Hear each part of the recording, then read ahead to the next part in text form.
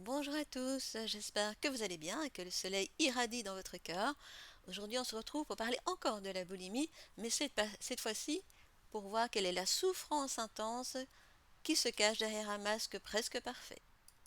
Alors, pour rappel, je parle bien ici de la boulimie au sens propre du terme avec conduite compensatoire, comme par exemple le fait de se faire vomir, d'utiliser des laxatifs, des diurétiques.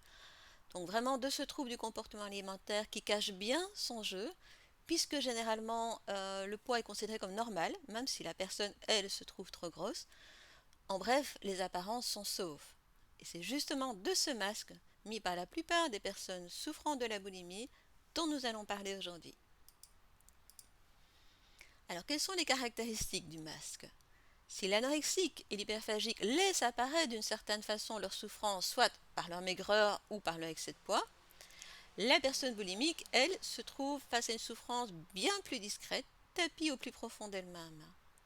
Donc si vous la voyez dans la rue, qu'est-ce que vous allez voir, ou lors d'une activité, vous verrez la plupart du temps une personne plutôt mince et belle, même si elle en doute atrocement, une personne intelligente, qui conduit bien sa vie sociale, séduisante dans ses interactions, avec un visage qui la plupart du temps reflète une certaine sérénité, même si un regard aguerri pourra avoir une certaine souffrance derrière, de la bonne humeur, le sourire aux lèvres, qui ne présage en rien du mal-être intérieur qui la ronge, d'une conversation qui peut être aussi bien discrète comme elle peut être à certains moments très bavarde. Elle est capable de rayonner, d'irradier, capable de mot d'esprit et de beaucoup d'humour. Donc en bref, une personne charmante, attirante et souvent appréciée.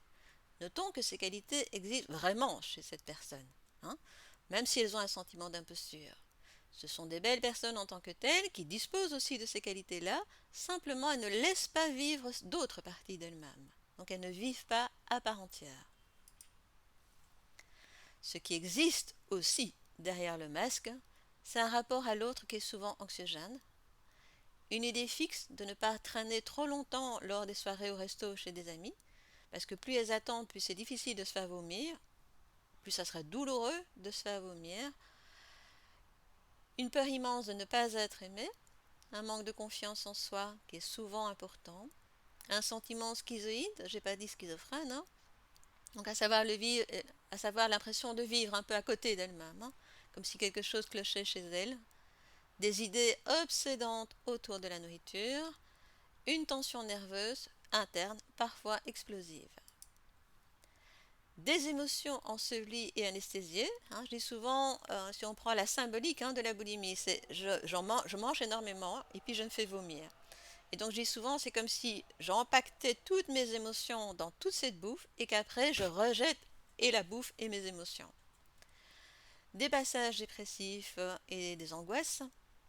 Un grand sentiment de honte et de culpabilité lié au fait qu'elles ne sont pas du tout aux commandes de leur comportement. Il y a une perte totale de contrôle, contrairement à l'anorexique, qui elle se vit toute puissante. Des difficultés affectives, souvent. Beaucoup de peur. Un besoin frénétique de plaire, mais pour exister. Un sentiment d'incomplétude. Donc face à ce mal de vivre qui est enfoui en elle, la boulimie, même si elle est destructrice, les aide à survivre. Le chemin sera alors de se réconcilier avec ces différentes parties de soi.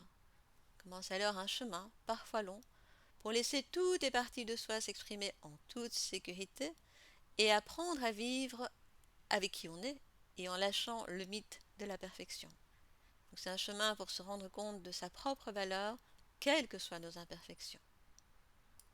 Si vous avez des questions, vous pouvez me contacter via mes sites, vous avez les références de tous mes sites dans le descriptif de cette vidéo.